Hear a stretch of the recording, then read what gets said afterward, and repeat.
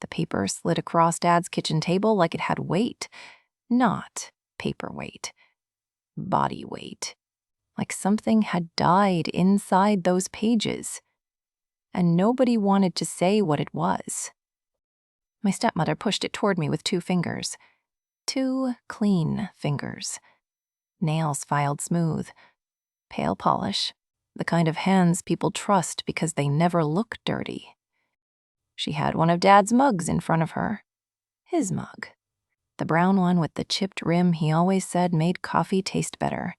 Because perfect cups were for people with no imagination. She was drinking tea from it. Tea in Dad's mug. I remember staring at that first, before the document, before the signature, before the stamp that blew the whole thing open. I stared at her mouth, touching the place his mouth used to touch every morning at 6:30. And I did the thing I always did when I was trying not to come apart. I pressed my thumbnail into the old scar on my thumb. Hard. A little crescent of pain, a private little nail. It kept me awake, she said. Your father left everything to me. Not quietly, not loud either. Worse. Normal. Like she was telling me where she put the spare batteries. Like she was correcting the mailman. Like Dad's. Life had been folded, stapled, stamped, and handed over across a kitchen table that still had his scratches in the wood. Everything meant the home, the accounts, the furniture, and the garage. The garage was what made my throat close. Not the accounts, not the furniture, the garage. His tools were still hanging by size, wrenches in a row, hammer with the taped handle. The little coffee tin full of screws he swore made sense to him.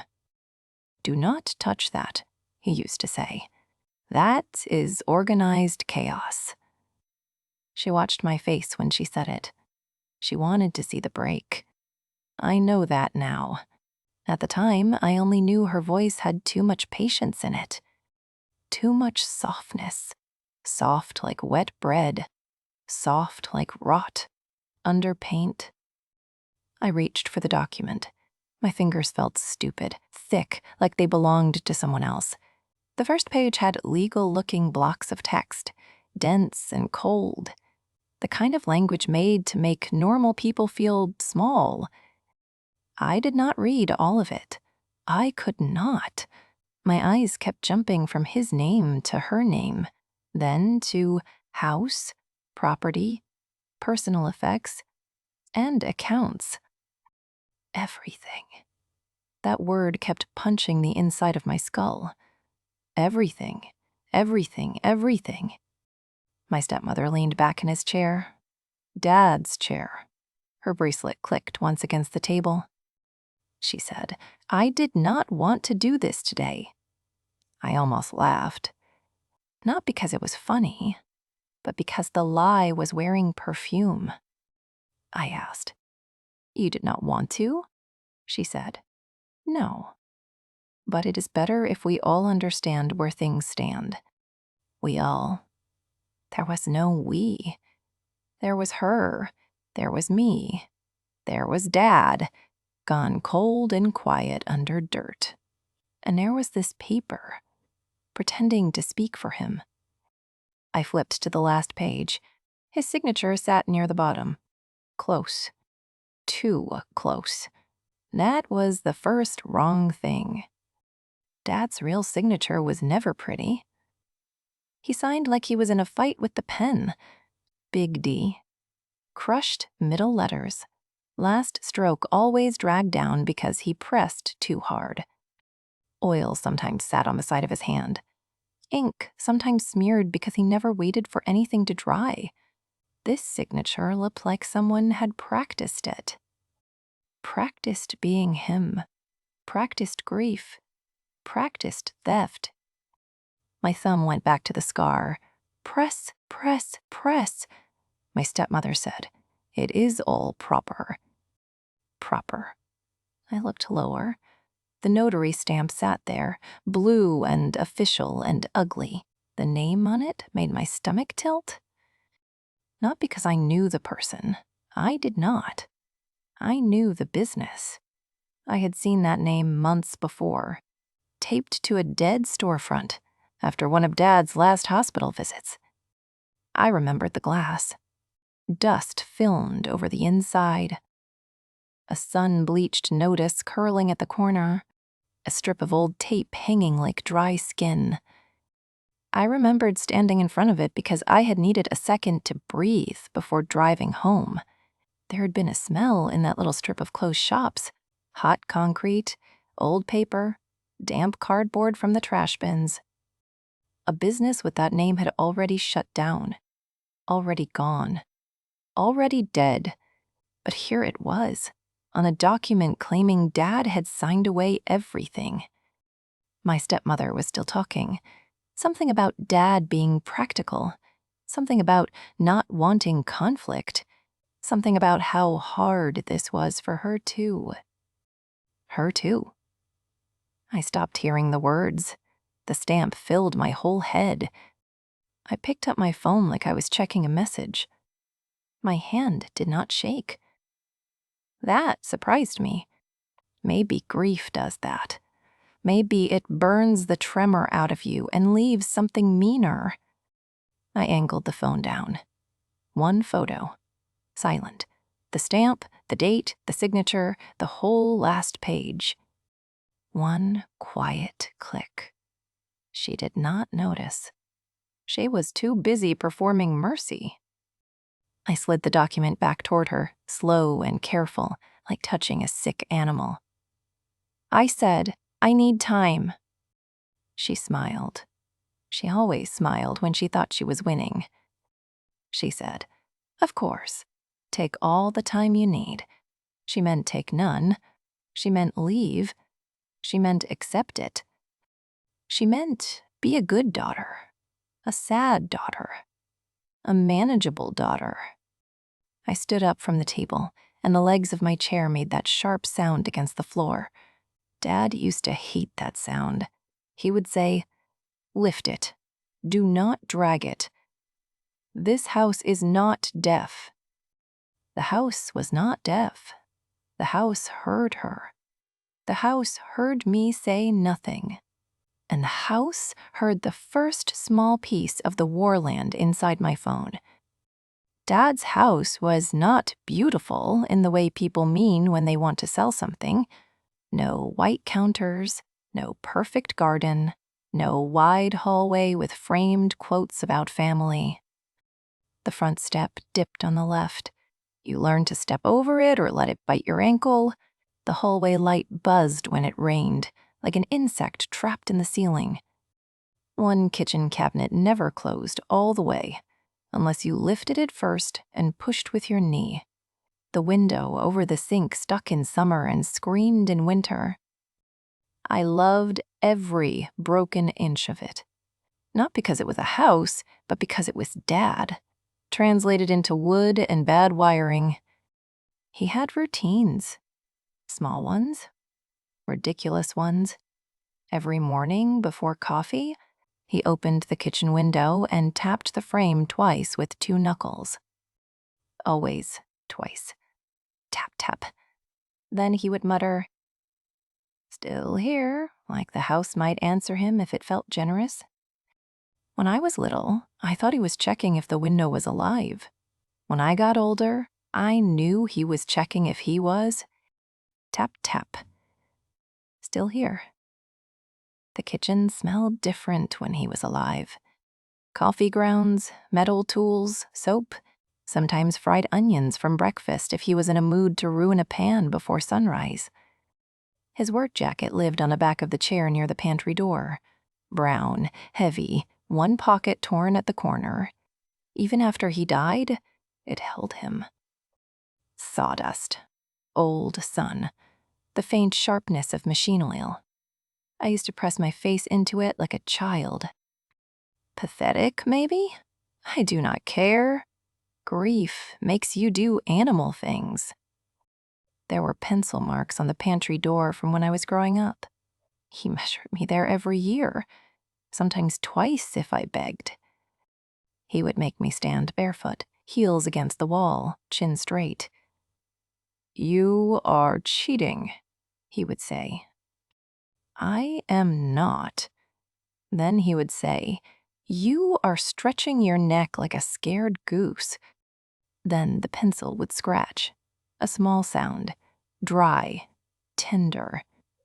He wrote the date beside every line. Crooked, because his handwriting was a crime against paper. Once, when I had shot up half an inch in 3 months, he stepped back and whistled. "See? Proof. You are not staying little." I hated that then. I would give anything to hear it now. The house kept all of it. The bad drawer full of batteries that were probably dead. The shelf where he lined up old receipts because you never know. The garage pegboard. Tools arranged by size.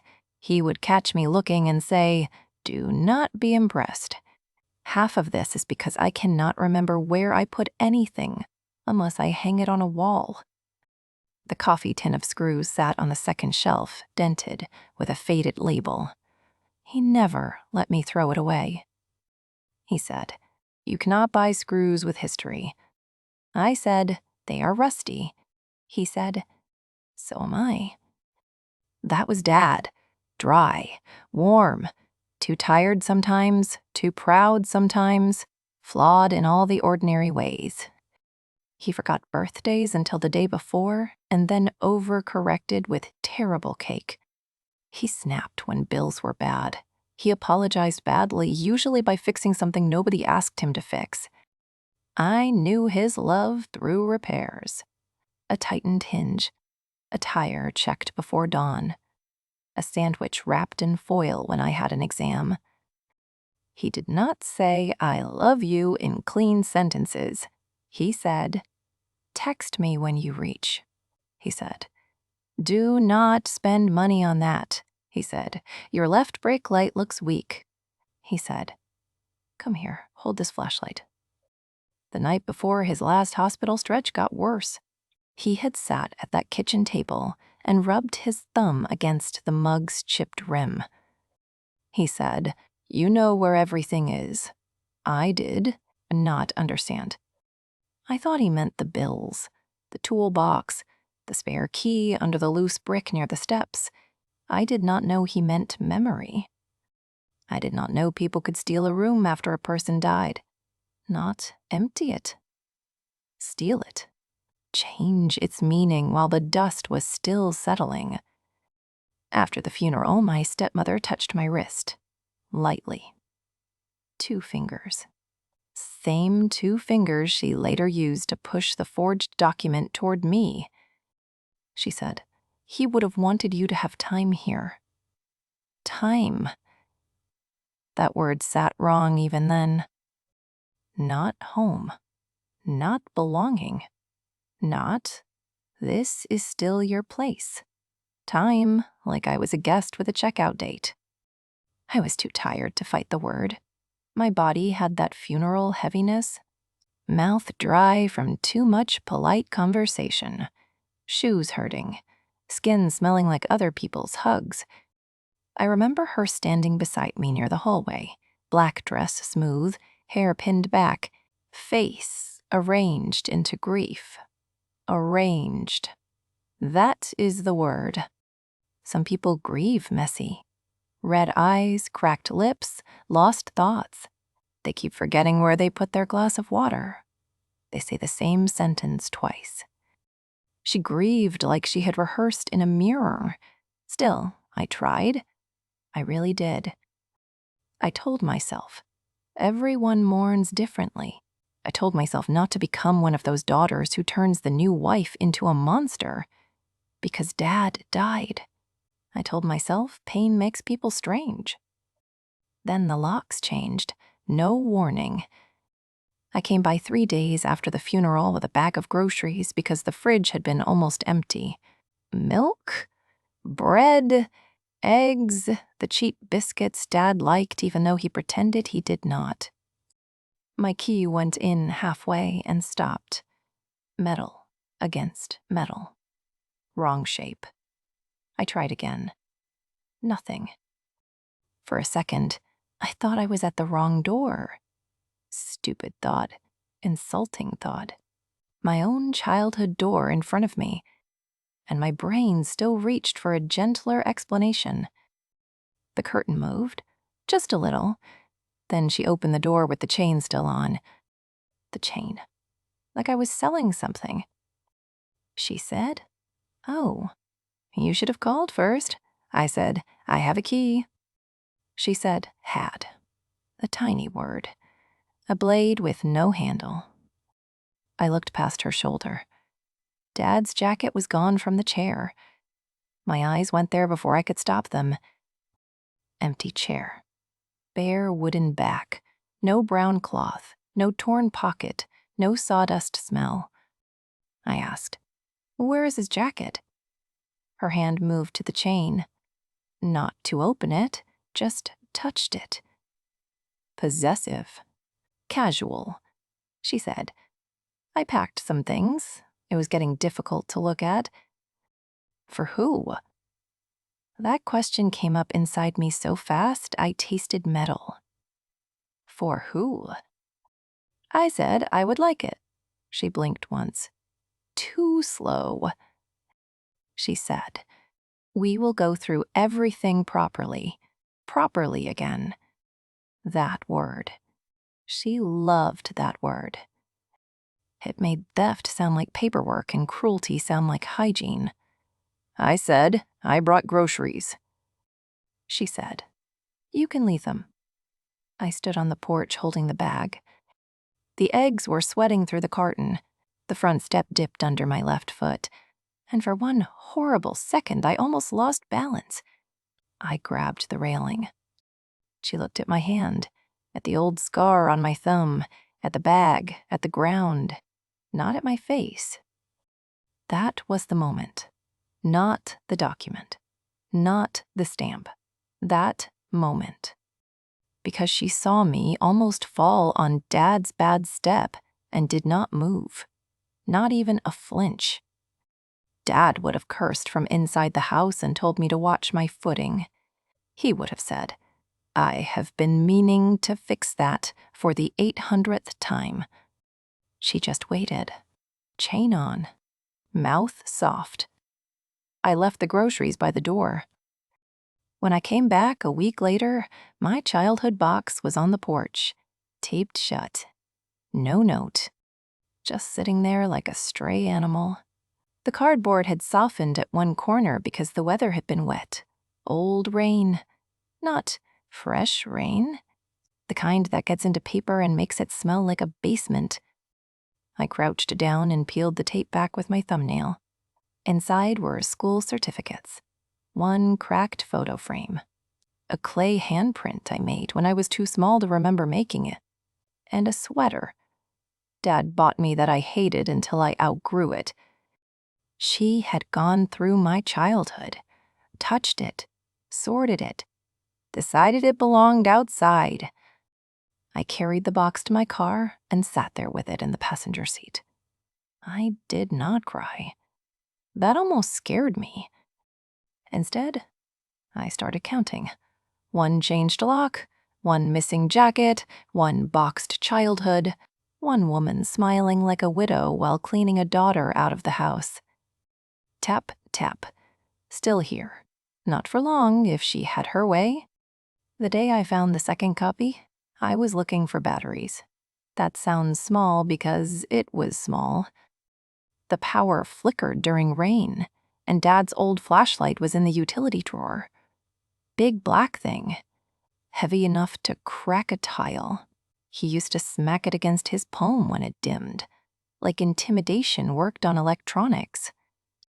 I had been allowed inside that day because my stepmother wanted me to collect anything personal before things were settled. "Ah," she said it in the doorway. Anything personal. As if Dad's whole life was not personal. She stayed close while I moved through the kitchen. Too close. Her slippers made a soft, dragging sound behind me. Shfeth, shfeth, shfeth. The house smelled different now. Not like coffee and metal, like lemon cleaner. Aggressive lemon. Chemical sunshine. The kind people use when they want a room to forget. Dad's mug was on the drying rack, clean. That somehow made it worse. I opened the utility drawer. It jammed halfway because it always jammed halfway. Dad kept too much in there. Rubber bands, matchboxes, a screwdriver that belonged in the garage but migrated like an animal, batteries in 3 sizes, expired tape, keys to nothing. The flashlight needed D batteries. Of course it did. The most annoying kind. I dug past a roll of electrical tape and found 2. One had leaked a little white crust at the end.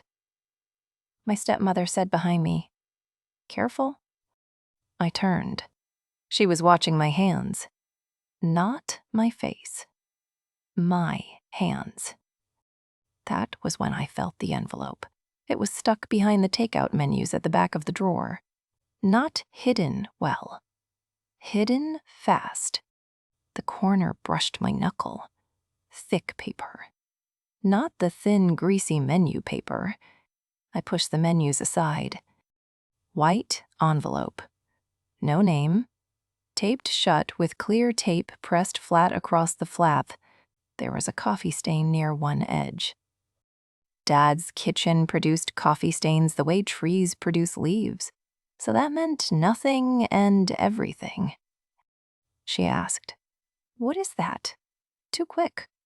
My body understood before my head did. I picked up the flashlight first, then the batteries. Then, with the same hand, I slid the envelope under the flashlight against my palm. I said, "Old menus." Bad lie. Maybe good enough because she wanted it to be. I put the flashlight and envelope into my tote bag. My heart began beating in my throat. Not chest. Throat. A hard little animal trapped behind the collarbone. She stepped closer.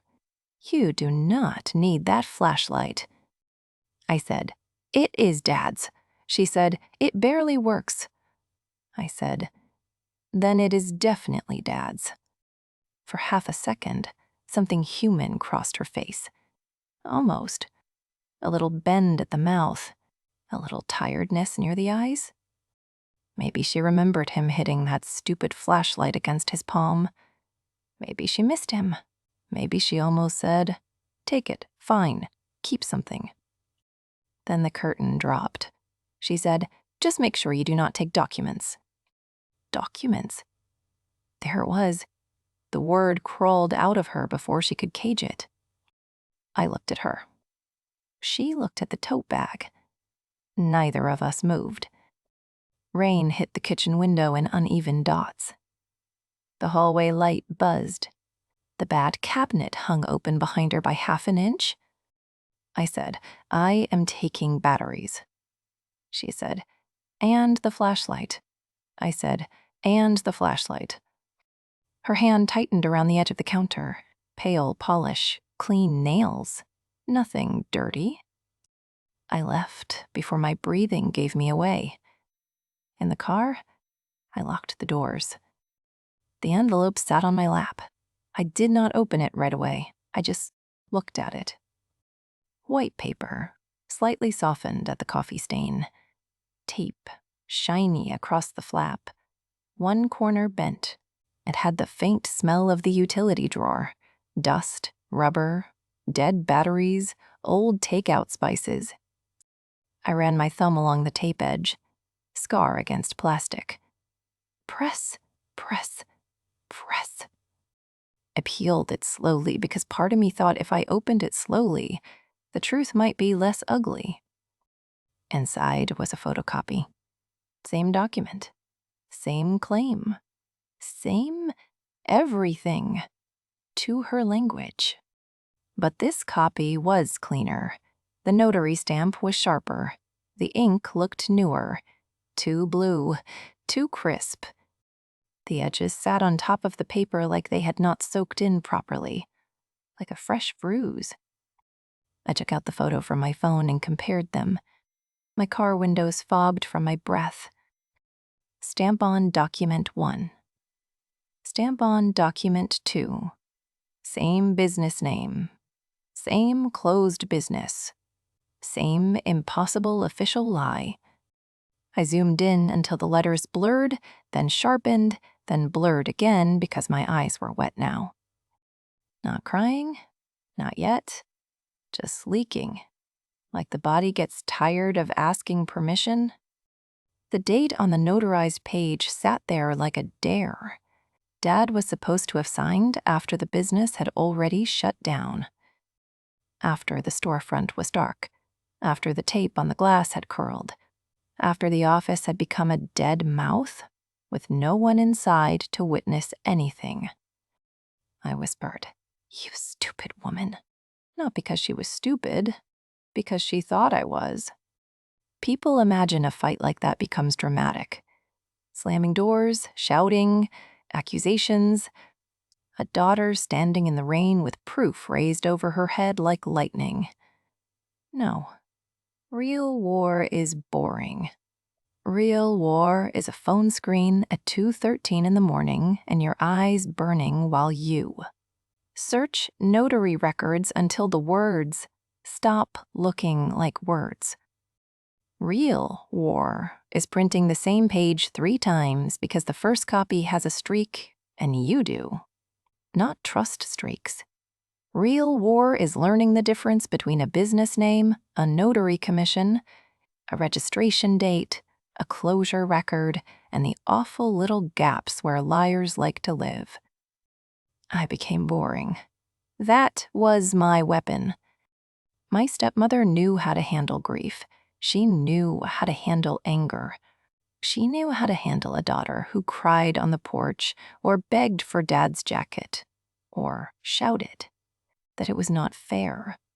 She did not know what to do with a daughter who got quiet and started making folders.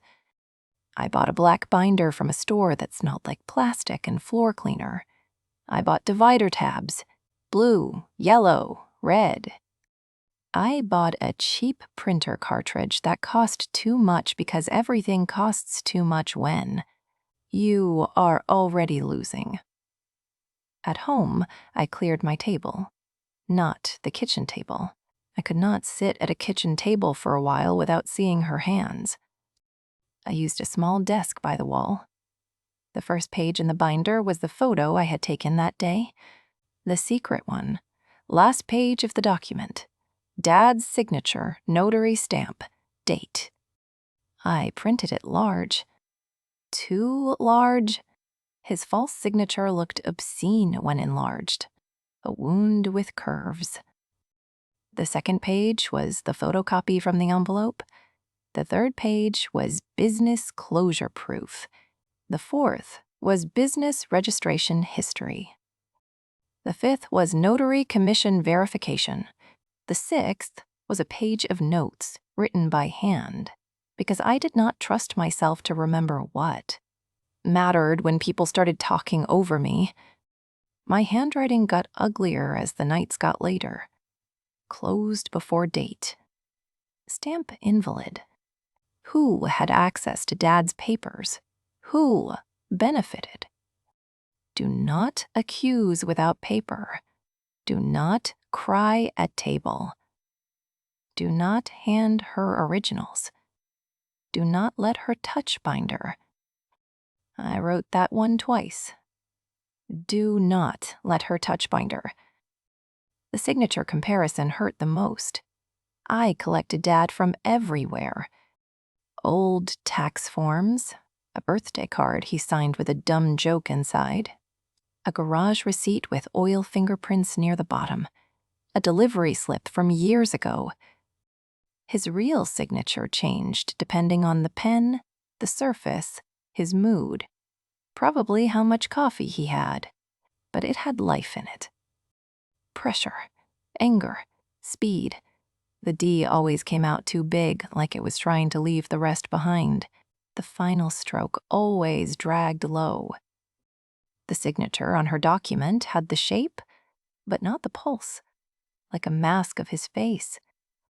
I spent one whole night just looking at the birthday card. He had written, "Do not get too tall to visit." Stupid. Sweet. Cruel now.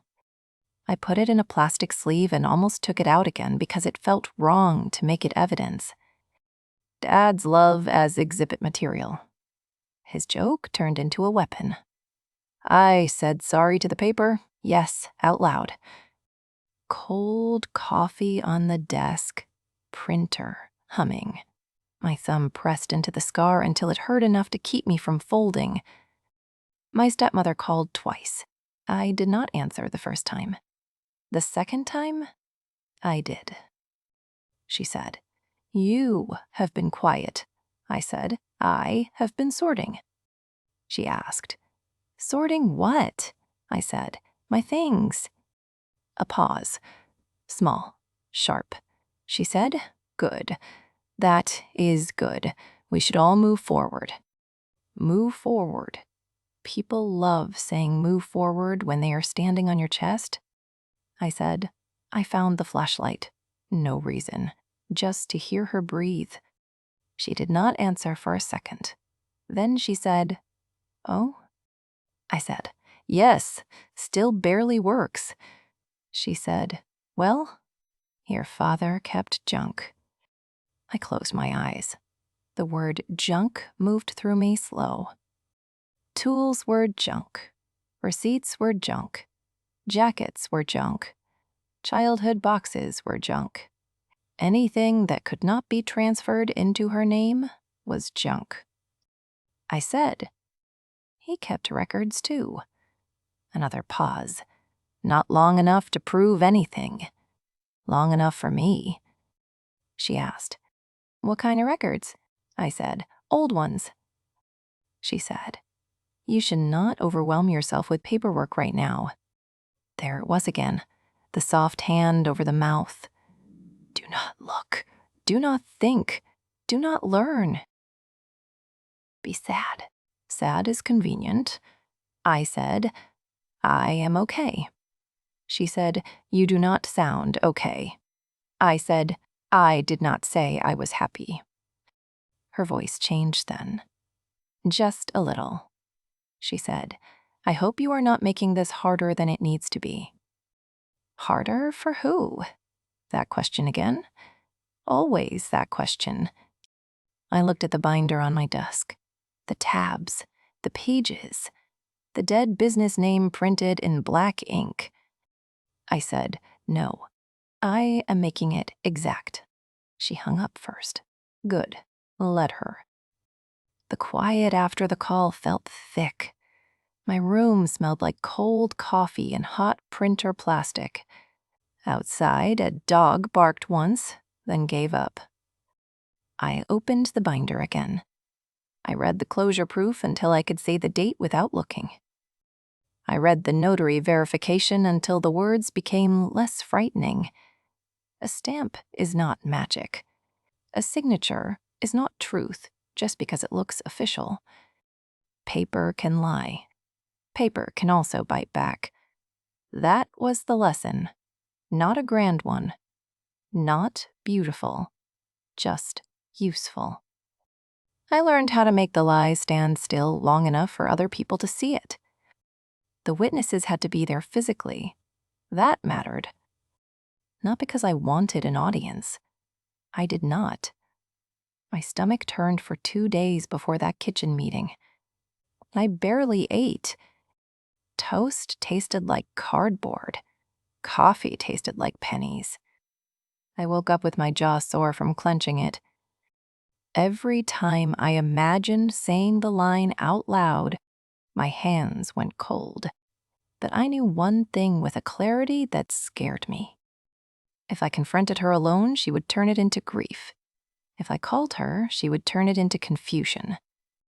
If I texted, she would turn it into tone. She needed faces in the room. 2 family witnesses. Close enough to matter. Close enough that she could not dismiss them as strangers. Close enough that their silence would either protect her or bury her. I asked them to come to Dad's house. Not for drama. That is what I told myself. For clarity. A word she liked, so I used it back. The rain came again because of course it did. That house always became more itself in rain. The hallway light buzzed before anyone spoke. The kitchen window had fog along the bottom edge. Outside, the yard looked beaten flat, grass dark and shining. Water ran down the glass in crooked lines. The table had biscuits on it. Nobody touched them. They were the dry kind. Dad hated unless he was dipping them in tea. My stepmother must have bought them, or found them, or staged them. I do not know. They sat in the middle of the table on a white plate, arranged too neatly. She was wearing a cream sweater. That annoyed me. I remember that more than I should. Cream. Soft. Widow color without being black. Her hair was pulled back. Her face looked rusted, which felt illegal. She had Dad's old house keys around her wrist on a metal ring, looped there like jewelry. Every time she moved, they clicked. Little metal teeth. One witness sat near the window, shoulders hunched, hands flat on their knees. The other stood for too long before sitting, like choosing a chair had become a moral position. They both looked at me, and then at her, and then at the biscuits. People do that when they do not want truth. They look at food. I wore Dad's faded work shirt over my own clothes. It was too big. The cuff swallowed my wrists. The collar smelled faintly of storage and lemon cleaner now. But under that, if I pressed hard enough, I could still find him. Metal, soap, old sun. My binder was in my bag under the table. I had copies only, no originals. Do not let her touch binder. My thumb found the scar. Press. Once. Enough. My stepmother started. I am glad we are doing this calmly. Calmly. A beautiful word for people holding knives under the table. One witness nodded because people nod when silence gets too heavy. She continued. There has been confusion, and I understand emotions are high. But your father was very clear. Your father? She said it to me like a door closing. She said he wanted stability. He did not want fighting. I said, no, he hated fighting. She looked relieved. That almost made me admire her. The speed of it. The way she grabbed one agreeable sentence and tried to build a house on it. She said, exactly. So we should respect what he signed. The keys clicked against her wrist. I looked at the witnesses.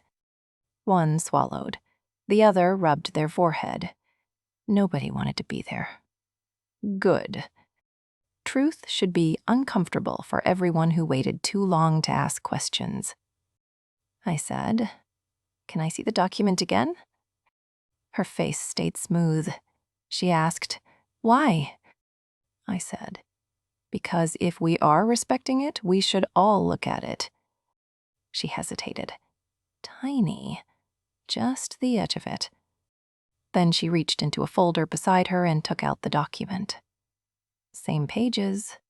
Same lie. She placed it on the table, but kept one hand near the top. Possessive. Like it might run. I did not touch it. That surprised her. I opened my bag instead. The binder came out heavy. Not physically heavy. It was just paper, plastic sleeves, cheap cardboard. But it landed on the table with a sound that changed the room. Flat. Final. The witness by the window looked at it first. My stepmother looked at my face, not the binder. My face. She was trying to read how far I had gone. I let her. For once, I wanted her to see something. I opened to the photo, the one I took that first day. I said. This is the copy you showed me. She exhaled through her nose, almost a laugh. She said, You took pictures? I said, Yes. She said, You should have asked. I said, You should have not lied. The witness standing near the counter made a sound, not a gasp. More like air got caught in the wrong place. My stepmother's smile did not disappear. It hardened. She said, That is a serious accusation. I said, I know. She said, You are grieving. I said, I know that too. She said, This is exactly what I was afraid of. I tried to give you time. I tried to be respectful. But you keep looking for reasons to attack me. There it was, the victim mask. Clean, ready, pulled from a drawer. One witness looked down. The other looked at me. I turned the page in the binder. Business closure proof, printed clean. Date visible. I placed it beside the document. Then notary commission verification. Then the second photocopy from the envelope. Then Dad's real signatures, birthday card, tax form, garage receipt, each in a sleeve. Each one a small resurrection. The room got quieter with every page. Not silent. Never silent. Rain ticked against the window. The hallway light buzzed. Someone's shoe squeaked once against the floor. My stepmother's keys stopped clicking. Her hand had gone still. Very still. I said, I did not come here to argue about feelings. She blinked. Good. I said, I came here because the stamp has a date problem. One witness asked, What date problem? My stepmother turned to them fast. Too fast. She said, It is just paperwork confusion. Nobody had explained anything yet, but she was already cleaning blood from the floor. I slid the closure record closer to the center of the table. This business was closed before this document says Dad signed in front of them. One witness leaned forward. The other finally sat down. Chair legs scraped the floor. Loud. Ugly. Dad would have hated it. My stepmother's mouth opened. No words came out first. That was the first honest thing she did all night. Then she said, You do not understand how these things work. Maybe I did not. Not completely. But I understood closed. I understood dates. I understood a stamp from a dead office sitting under my dead father's stolen goodbye. I said, I understand enough. Her fingers moved toward the document, not toward me, not toward the witnesses, toward the paper. Like if she could touch it, cover it, slide it back into her folder, the room might return to the shape she controlled. I put my hand flat on my binder. The witness by the window reached out and pulled the document away from her hand. Just a few inches. Nothing dramatic. No shouting, no table flip. Just paper moving out of reach. That was when her face changed. Not fear, exactly. Calculation losing its footing. She looked older for 1 second. Not evil. Not powerful. Just caught between the lie she had built and the room finally seeing the nails. She said I was his wife. There it was. The last shield. Wife. As if the word could notarize theft. Nobody answered. She looked at me. I took care of him. I said, You did. Because she had. Some days, some ways, I will not lie for my side just because she lied for hers. Her eyes flashed then. Angry. Hurt. Maybe real. She said, I was there when you were not. The sentence hit. It had some truth in it. That is why it hurt. I had missed calls, missed visits. I had told myself I had time. Then time closed its mouth. Grief loves a hook. She threw one right into me. For a second, I almost reached for guilt instead of proof. Then the hallway light buzzed again. And I remembered the box on the porch, the locked door, Dad's jacket gone, and her hand reaching for the forged paper before any person in the room. I said, "This is not about who sat closest to his bed." My voice sounded strange, not louder, lower. "This is about who tried to steal his name after he could not defend it." She looked at the witnesses. Bad move. Because they were not looking back at her the same way anymore. One had their hand over their mouth. The other stared at the stamp. Really stared. At last. I turned the binder so everyone could see the closure proof beside the notarized page. The two dates sat next to each other. Two little numbers doing what grief could not, holding still. I breathed once. My thumb pressed into the scar under the table. Not hard this time. Just enough to feel myself. Then I said it. "You used a notary stamp from a business that did not exist anymore. So either Dad signed from the grave, or you forged his goodbye." Nobody moved. Then the chair near the window scraped back. The witness there stood up too fast, hand braced against the table. "What is this?" they said. My stepmother said, "No." "No, that is not." But she had no finish.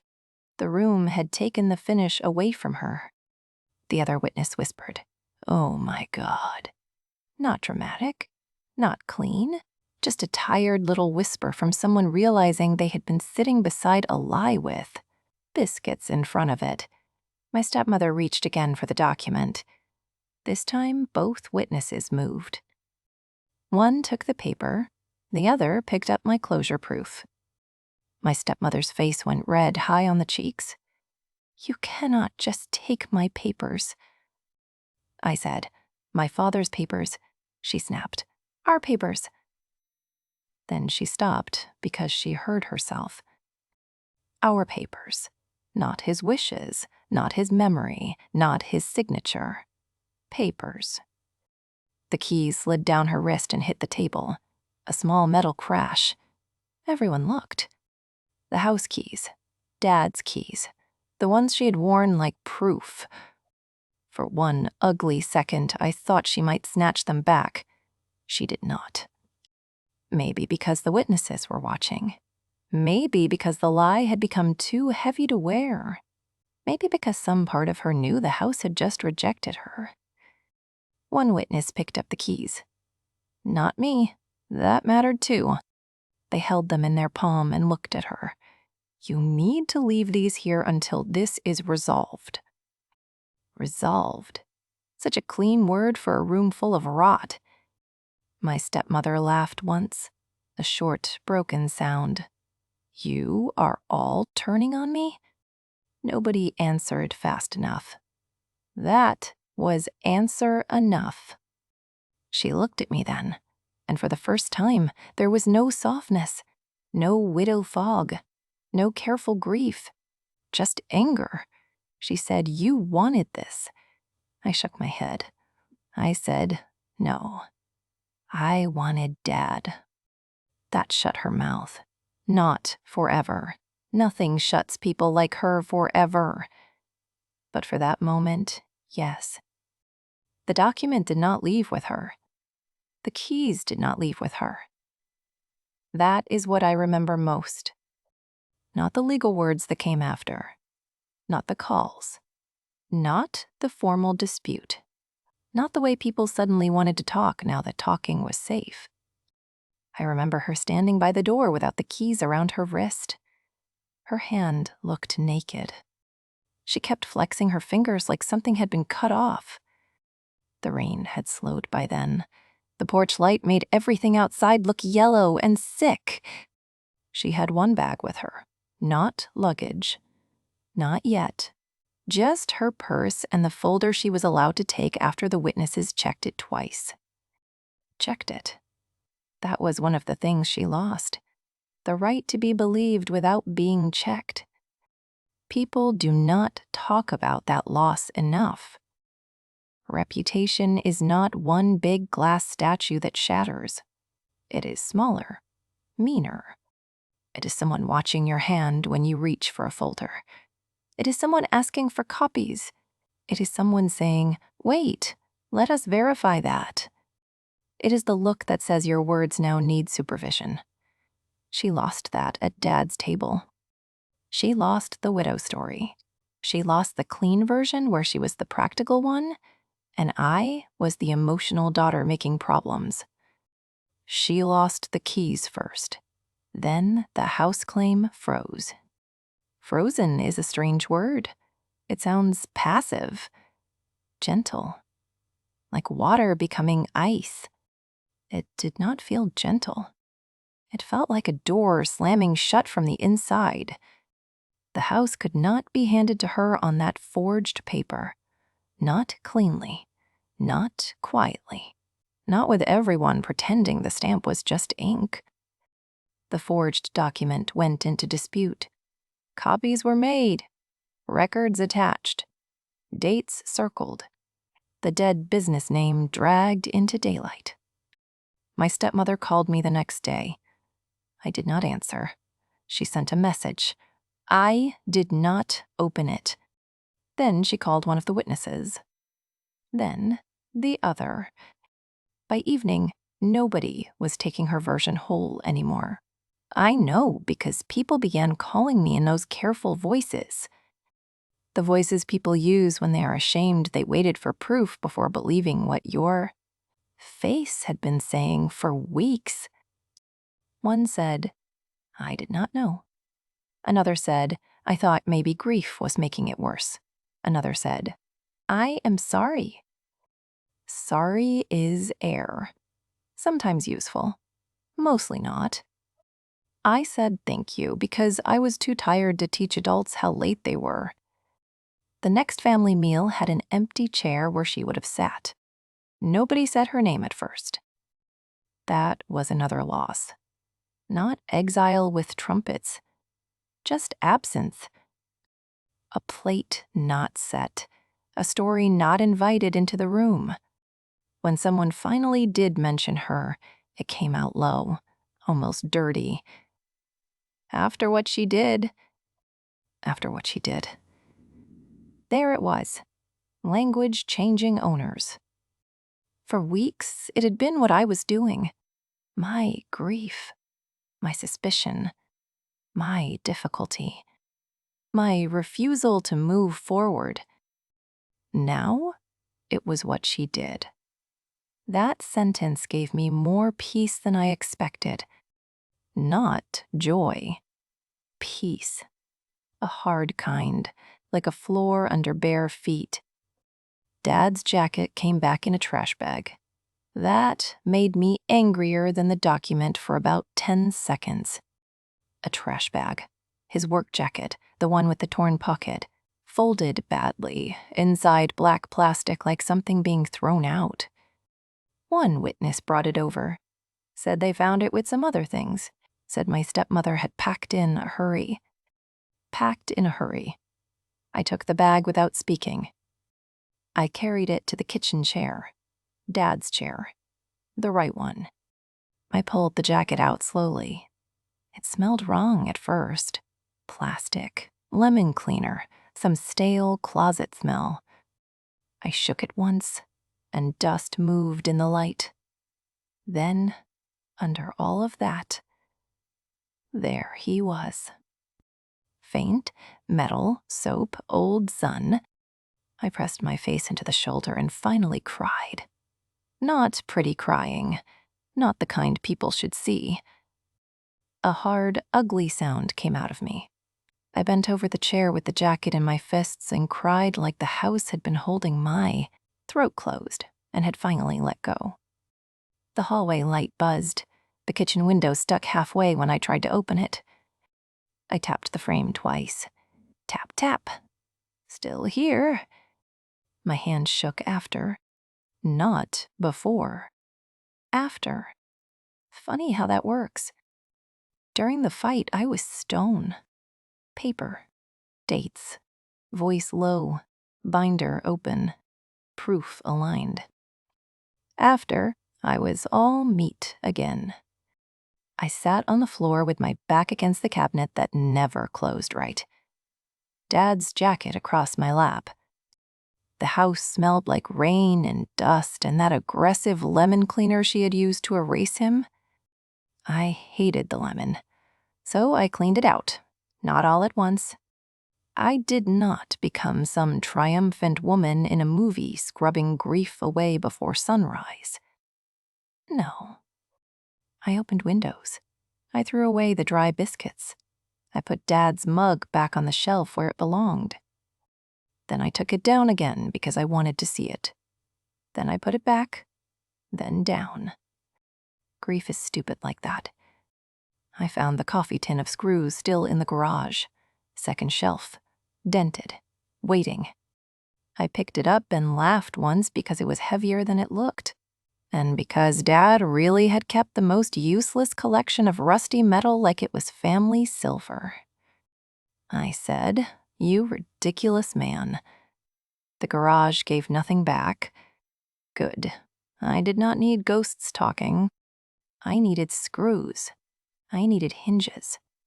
I needed the bad front step fixed before it took somebody else down. So I fixed it. Badly at first, then better. I watched videos. I read instructions. I used one of Dad's screwdrivers and stripped the first screw because of course I did. I cursed so loudly the neighbor's dog barked. I sat back on my heels in the damp air and wiped my forehead with the sleeve of his work shirt. The house was not mine in the clean legal sense yet. Not fully. Not finished. But I had custody of the truth. I had the keys. I had the documents safe. I had the witnesses. I had the chair with his jacket on it and the pantry door with my height mark still uncovered. That counts. Do not let anyone tell you it does not.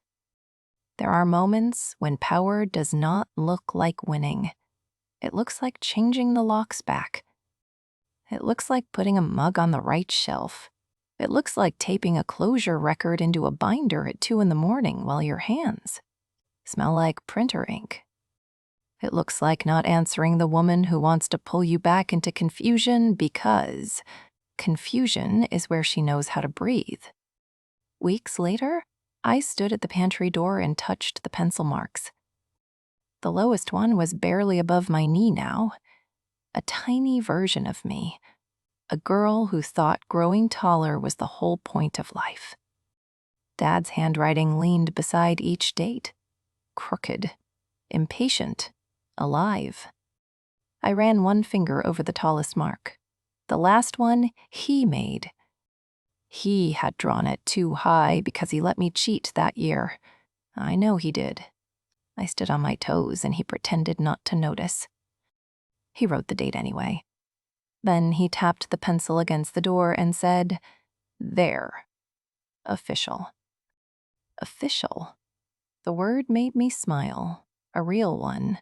Small, but mine. Because official had almost been used to erase him.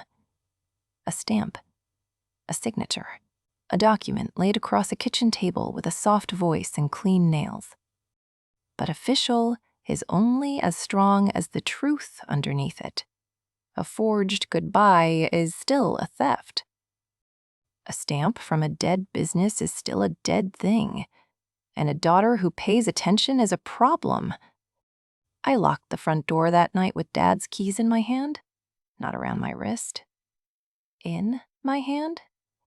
Metal warm from my palm. The bad step held under my foot because I had fixed it well enough for now. The rain had stopped. The house smelled less like lemon, more like wood again, more like dust, more like something that had survived being handled badly. I stood there for a minute before turning off the porch light. Tired. So tired, my bones felt full of sand. But not hollow, not broken. Glad. That is the word nobody wants to give you when you fight family. They want you sad, noble, forgiving, quietly above it all. No. I was glad I fought, glad I took the photo, glad I opened the envelope, glad I learned the boring words, glad I made her sit at the table where Dad used to tap his mug and explain why a dead business was speaking for a dead man. I was glad because the house was breathing again, because his jacket was on the chair, because the pantry marks were still there, because the lie did not get to inherit him. And maybe you know that feeling. Maybe somebody in your family counted on you being too tired, too polite, too heartbroken. Maybe they used paperwork, keys, whispers, soft voices, the old, "this is what they would have wanted" trick. Maybe they thought grief made you weak. So tell me this. What would you have done if someone tried to steal your father's home with a forged stamp and a straight face? Because I know what I would do now. Now, I would take the photo sooner.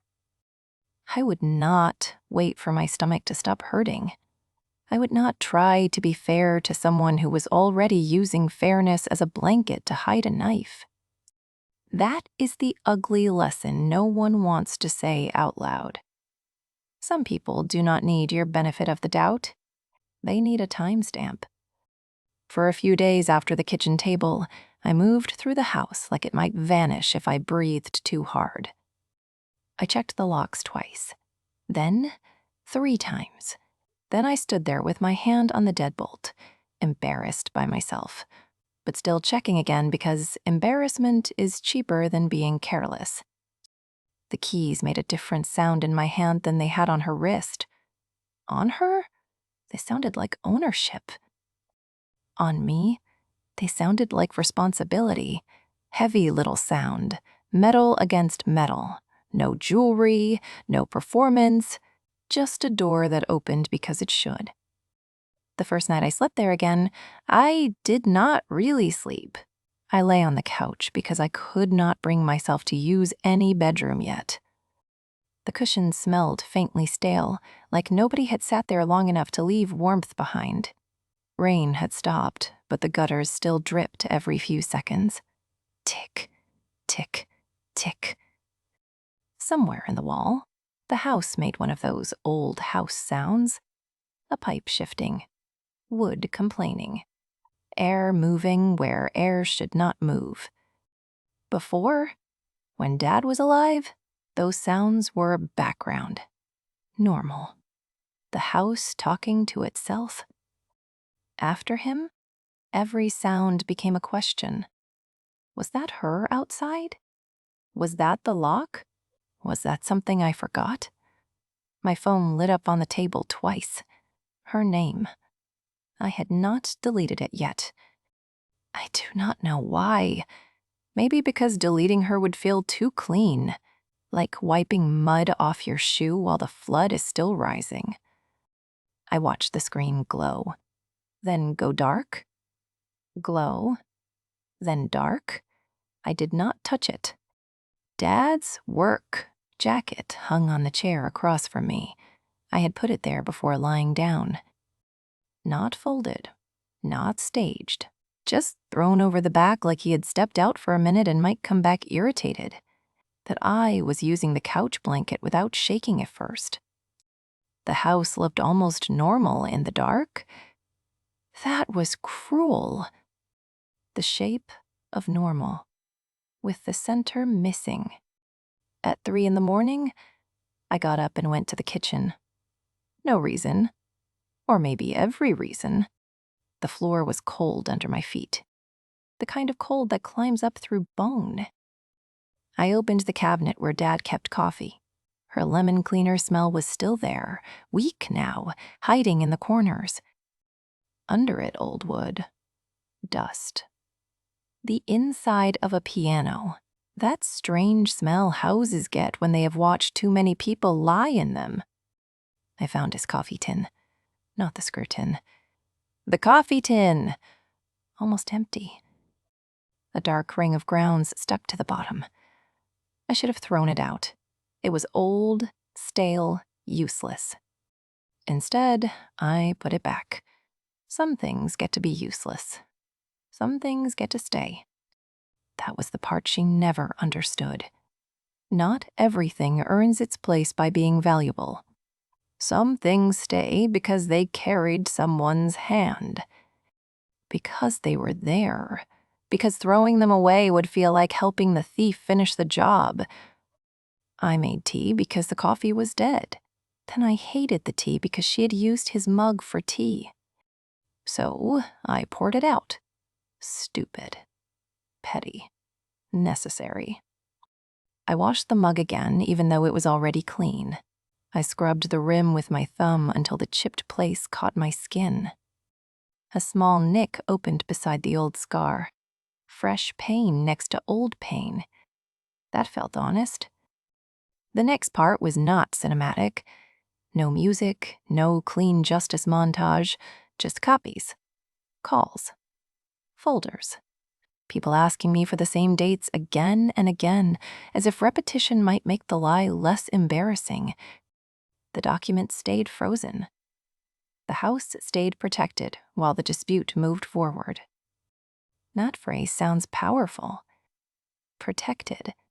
But protection looked like me sitting at a table with dry lips, checking pages against pages.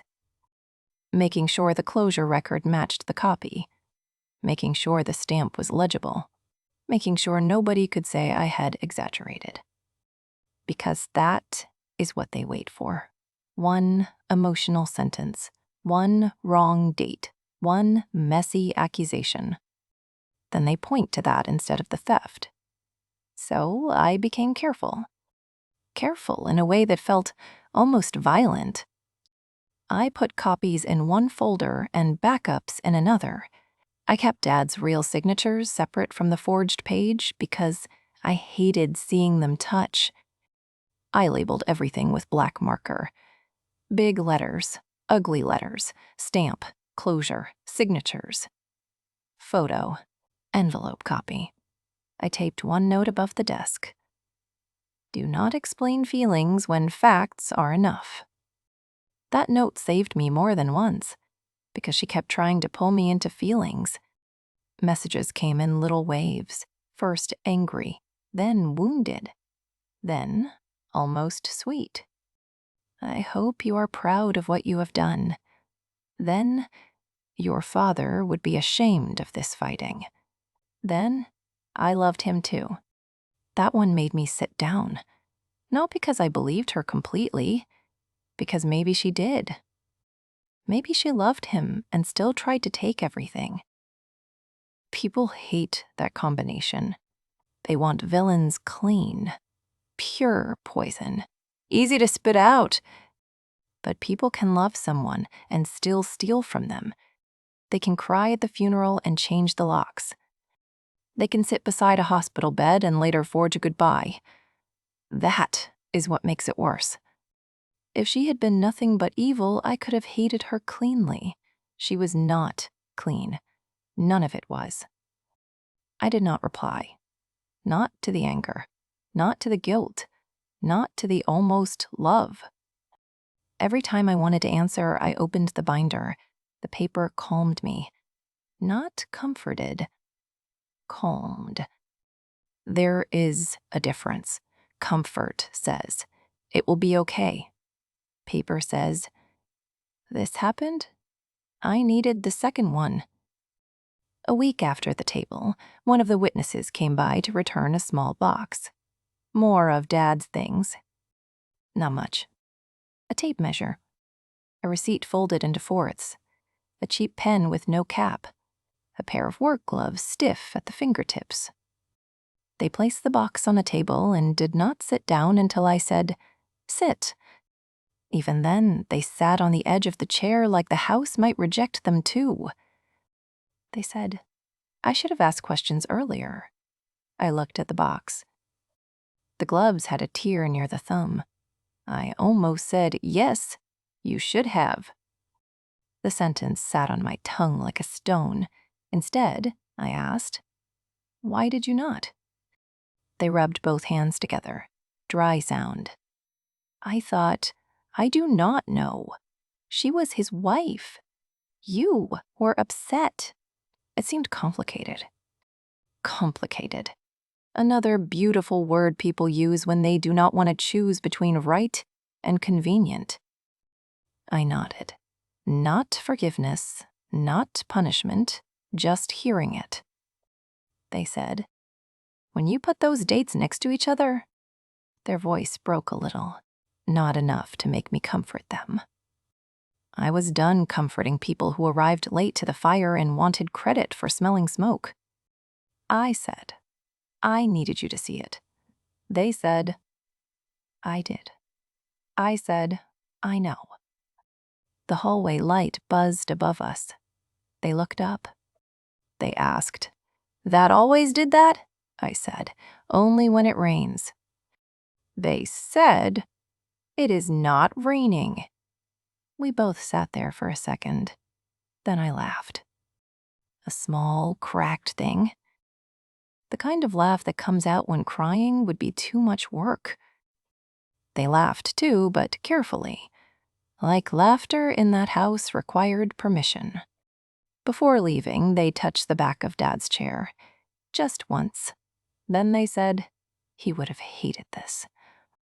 I said, "Yes." Then, because truth deserves the whole mouth, I added, "But he would have hated me letting it happen more." They did not answer. Good. Some lines are not invitations. The house took weeks to become mine in the body. Not on paper, in the body. The first week, I moved like a trespasser. I asked permission from empty rooms. I touched doorknobs softly. I avoided the bedroom. I avoided the drawer where the envelope had been. I avoided the porch because I could still see my childhood box sitting there with rain chewing one corner. Then, one morning, I got angry at the curtains.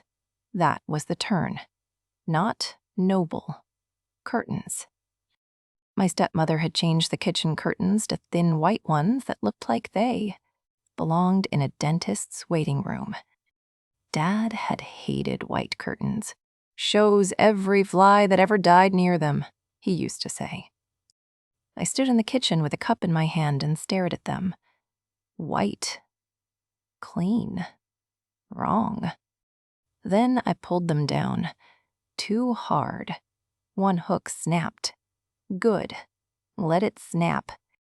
I found the old curtains in a closet, brown and faded, with one tiny burn mark near the edge from the year Dad tried to fix the toaster while it was. Still plugged in. I washed them. They came out still ugly, still faded, still right. When I hung them back up, the kitchen changed temperature. Not literally, you know what I mean. A room can exhale. That room did. After the curtains, I fixed the pantry door. Not fixed. Protected. The pencil marks had been half covered by a stack of boxes she had pushed against the wall. I moved them, one by one. Heavy boxes full of things she had decided were not urgent. Old dishes, papers, a cracked vase. More of Dad's. Life waiting to be sorted by someone with no love in their hands. The pantry door stood there marked with years. My years. His handwriting. I cleaned around the marks with a dry cloth. No liquid. I was terrified of smearing the pencil. The lowest mark was crooked. The tallest one was a lie because I had cheated. Between them was my whole growing up, measured by a man who pretended not to care and cared about everything. I pressed my fingers to the wood, not the scar this time. The door. Solid. Still here, I whispered. She did not get this. Not to Dad. Not to God. To the house. Maybe to myself. She got weeks of control. A set of keys, a table performance, a forged document with a dead stamp. She did not get the pantry door. She did not get the chair. She did not get the garage. She did not get to make me too embarrassed to fight. That was the real thing she wanted. Not just the house.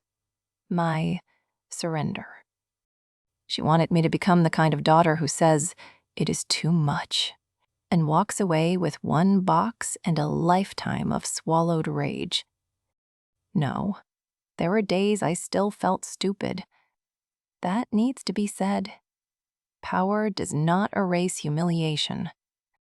I would be brushing my teeth and suddenly see her at the table again. The cream sweater, the keys around her wrist, her soft voice saying Dad wanted stability. And shame would hit me. Not because I did anything wrong, because being lied to makes you feel stupid, even when the liar worked hard. I would think, how long did she plan it? When did she practice his signature? Did she do it while he was still alive? Did she look at his hand in the hospital and think about copying it? Did she tell herself she deserved it? That question bothered me most, because I think she did. I think she built a little courtroom inside her head where she was always the wronged woman. She sat with him. She cooked. She handled medicine. She endured his moods. She was his wife. So she deserved the house, the accounts, the garage, the mug, the daughter erased from the door. Maybe that is how she slept. People do not always lie to themselves in big speeches. Sometimes they lie in small comforts. I earned this. She will not understand. He would have wanted me secure. Paperwork is just paperwork. The daughter will move on. Small lies, stacked high enough to climb over a dead man's name. I had to stop trying to understand her all the way. That was another lesson. Understanding can become a leash. You keep circling the thief's mind, looking for the one room where it makes sense, while your own house sits unlocked. So I stopped. Not completely. I am not that clean. But enough. When her messages came, I archived them. When someone started a sentence with "maybe she felt," I said, "maybe." The stamp was still forged. When someone said, "This family has been through enough," I said, "then stop asking me to carry the part she broke." That one made people uncomfortable. Good. Comfort had done enough damage. The formal letter came in a plain envelope. No drama. White paper. Black text. Folded evenly. It confirmed what had already begun at the table. The claim based on that document was being challenged. The forged notary issue attached, and the property was not simply sliding into her hands because she said the right widow words. In the right kitchen. I read it standing by the sink. The paper shook. Not much. Enough. I read the key sentences twice. Then a third time.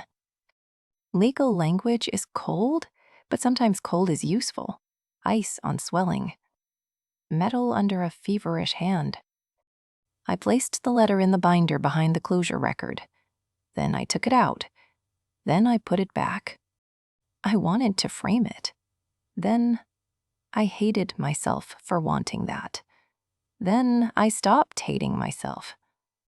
Why should proof not have a place on the wall? She had tried to hang a lie over my life. I could keep one piece of paper that said no. I did not frame it. Not then. But I thought about it. That was enough. The garage was the last place I really entered. I had opened it before, taken things, checked things, but entering is different. The garage still smelled most like Dad. Dust, rubber, hot metal even when it was not hot, old cardboard, a faint trace of gasoline. The air felt thicker there, packed with all the unfinished tasks he had left behind. A shelf to repair, a chair leg clamped and forgotten, a jar of nails. The screw tin, of course. I stood in the doorway for a long time. The light switch was stiff. When I flipped it, the bulb came on with a weak yellow blink, like it resented being needed. The tools hung on a pegboard by size. She had not disturbed them much. Maybe because tools meant nothing to her. Maybe because she did not know what they were worth. Maybe because Dad had somehow made that wall feel guarded. I touched the hammer with the taped handle. Then the wrench he used most. Then the screwdriver I had used badly on the front step. I was not trying to be sentimental. I was taking inventory. That is what I told myself. But every object had his fingerprints, even where I could not see them.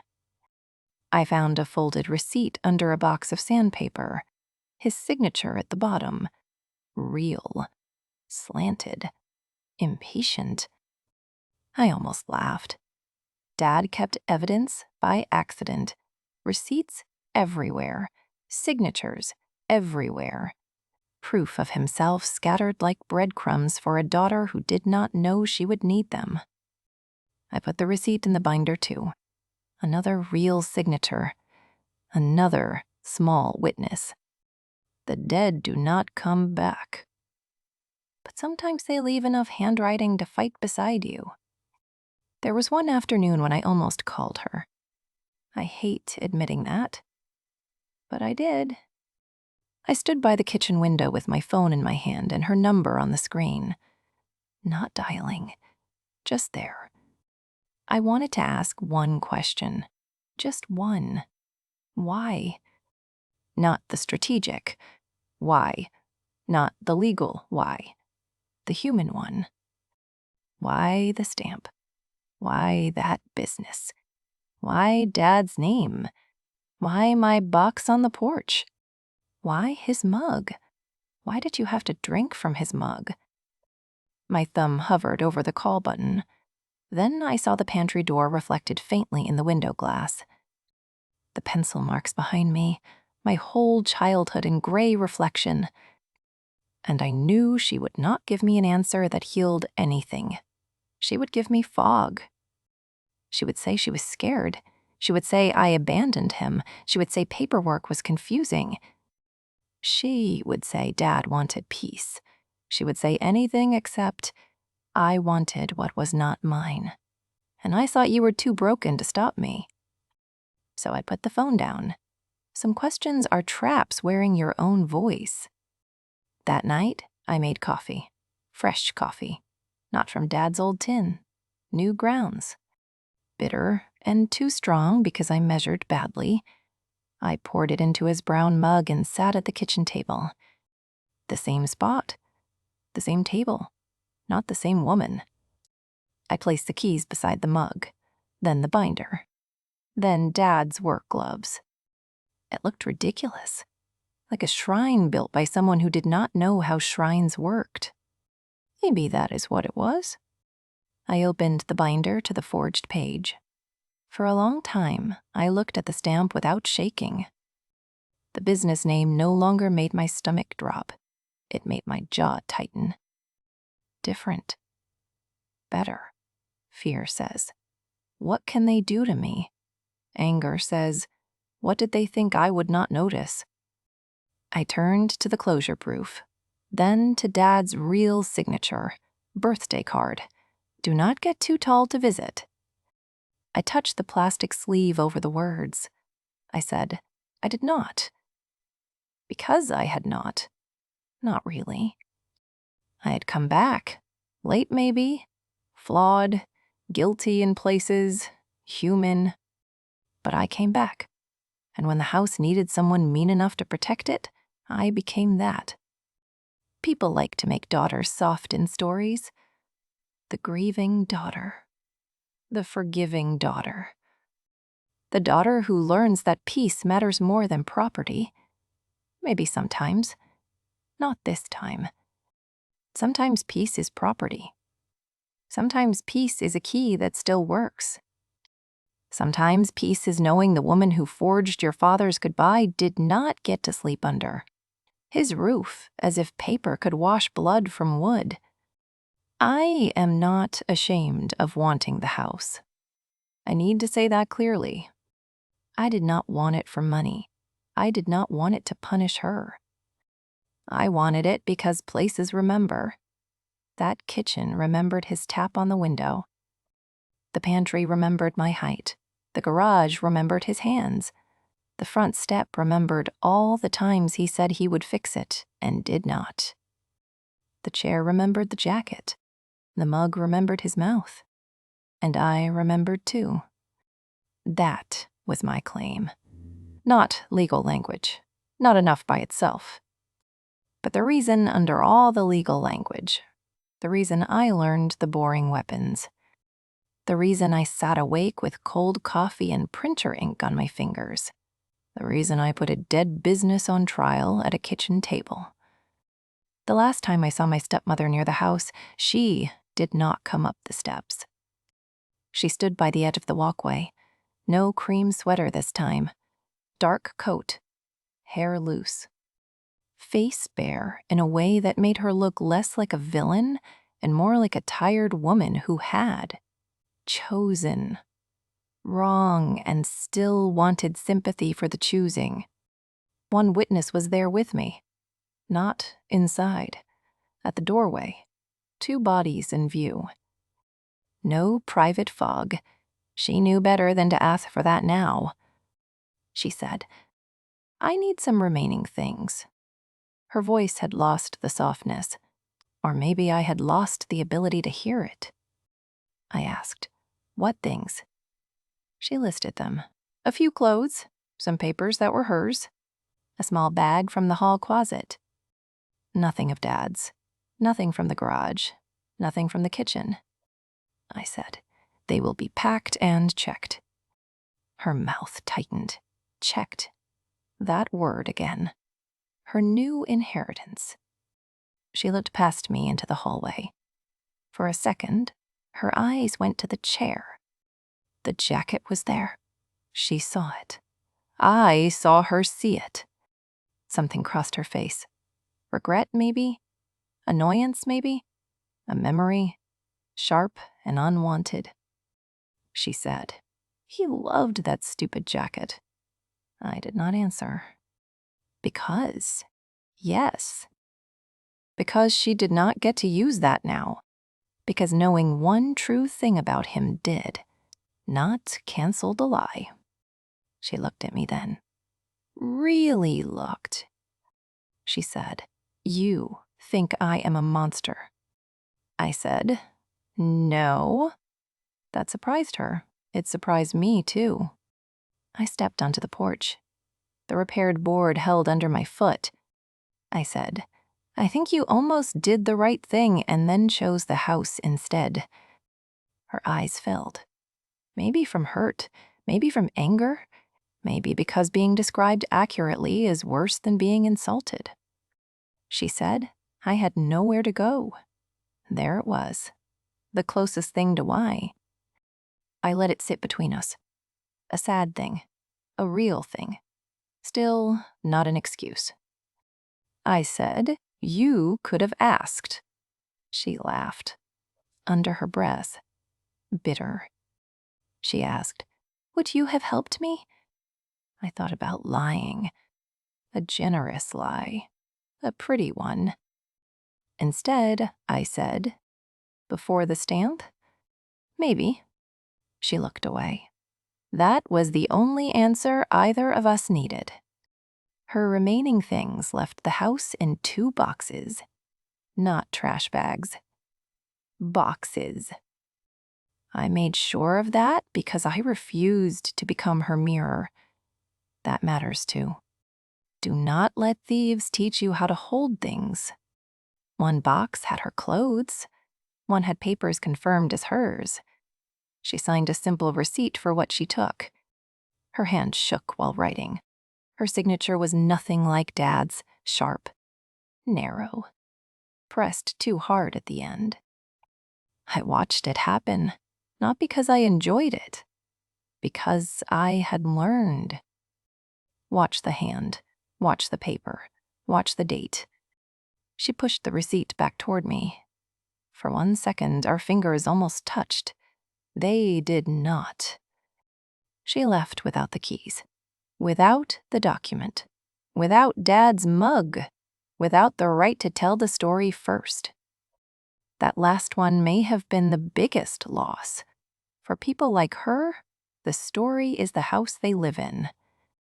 She had built one where she was the devoted wife, and I was the unstable daughter. At Dad's kitchen table, with witnesses, with dates, with the dead stamp exposed, that house collapsed. No roof, no walls. Now, when people said her name, the forged document came with it. Not as gossip, as fact, a stamp from a closed business. That phrase followed her. It should. I did not dance in the kitchen after. I did not pour wine. I did not call everyone and celebrate. I locked the door, sat on the floor, took off Dad's work shirt and folded it carefully for once. Then I slept for 11 hours. When I woke, sunlight was coming through the ugly brown curtains. Dust floated in it.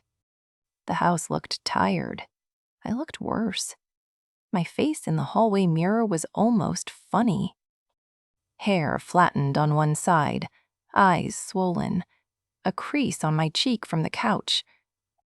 Not victorious, not cinematic, alive. I walked to the kitchen and made coffee correctly this time. Strong, but not punishing. I opened the window. It stuck. I lifted it with both hands and it screamed in the frame. Then it opened. Cool air came in.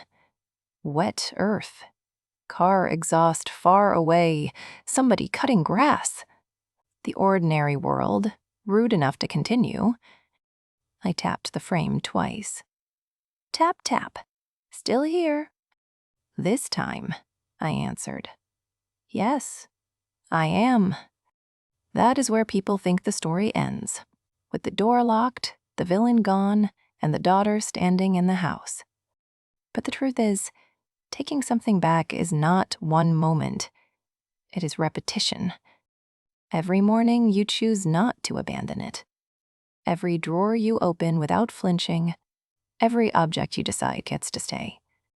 Every time someone says, "Are you sure it is worth all this?"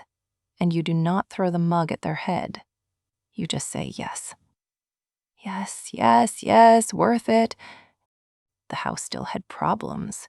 The hallway light still buzzed even when it should not. The cabinet still needed lifting. The garage still looked like a museum of unfinished intentions. The front step was fixed badly enough that Dad would have mocked me for 10 minutes and then redone it himself. I could almost hear him. Did you use the wrong screws? I would say, yes. He would say, of course you did. Then he would take the screwdriver and pretend not to be proud that I tried. That imagined conversation hurt, but it also kept me company. Pain is not always an enemy. Sometimes it is proof the thing mattered. I kept the binder on the desk for months. Not hidden. Not displayed. Available. A black binder full of ugly truth. Sometimes I opened it just to remind myself I was not crazy. That sounds dramatic until you have been lied to by someone calm. Calm liars are dangerous because they make your own pulse look like evidence against you. They sit still. You shake. They speak softly. You raise your voice. They say paperwork. You say theft. And suddenly, everyone is looking at your volume instead of their hands. So yes, I opened the binder. I looked at the dates. Closed before signature. Stamp after closure. Dad's real handwriting. Dad's forged goodbye. And I remembered that facts do not need to be loud to be violent. They just need to be placed in the right light, on the right table, in front of the right witnesses. I do not know what my father would have done with all of this. People kept telling me he would be proud. He would be heartbroken. He would want peace. Maybe, maybe not. The dead become very convenient in other people's mouths. I try not to do that to him. I know what I know. He hated dragged chairs. He kept rusty screws. He measured me on a pantry door and let me cheat once. He drank coffee from a chipped mug. He signed his name like he was trying to dent the paper. He would not have used a closed business to say goodbye. That is enough. Some nights, I still imagine the other version, the one where I did not notice, where I let the stamp pass because it looked official, where I cried, packed my box, took the jacket if she allowed it, and left, where the house got sold or swallowed or repainted until no part of him remained visible, where the pantry door came off its hinges and ended up in a trash pile with my height marks facing the dirt, where she told people it was what he wanted, and they nodded because nodding is easier than asking. That version makes me cold. Not sad. Cold. Because it was close. One missed detail close. One silent phone camera close. One envelope left unopened close. That is what scares me now. Not that people lie. People lie all the time. What scares me is how official a lie can look when nobody checks the date. So, check. That is the part I would tell anyone. Check the stamp. Check the signature. Check the locks. Check the soft voice. Check the person who says they hate conflict while quietly changing everything in their favor. And check yourself too. Not because you are wrong, because they will try to make you doubt the exact place where your body already knows. Your stomach knows, your skin knows, your thumb pressing into a scar under the table knows. The body sees the lie before the mouth can prove it. Mine did. I just needed paper to catch up. The last image I keep is not of her. That feels like winning. For a while, she occupied everything. My thoughts, my anger, the kitchen table, the doorway, the word everything. Now the image is smaller. Dad's keys in my palm, the pantry marks uncovered, the brown curtains back where they belong, his jacket on the chair, one sleeve hanging down like an arm, too tired to lift. The house breathing through an open window, me standing there barefoot on my own floor. Not peaceful, exactly. Peaceful is too soft. Solid. That is better. Solid. Like the repaired step. Like the table after the binder landed on it. Like the truth when it finally stopped shaking. She tried to take my father's home with a forged stamp from a dead business. She lost the keys. She lost the claim. She lost the story. And I kept the house awake. So if someone in your family ever sat across from you with clean hands and dirty paper, I hope you remember this. Do not scream first. Do not beg first. Do not hand them your grief and hope they treat it gently. Take the photo. Find the date. Keep the copy. Bring witnesses. Put the lie on the table where everyone has to look at it. Then say the thing they counted on you being too broken to say. Because sometimes the only way to honor the dead is to become very, very hard to rob. And if they called you dramatic for protecting what was yours, tell me this. What did they try to take from you, and what proof did you keep that made them regret it?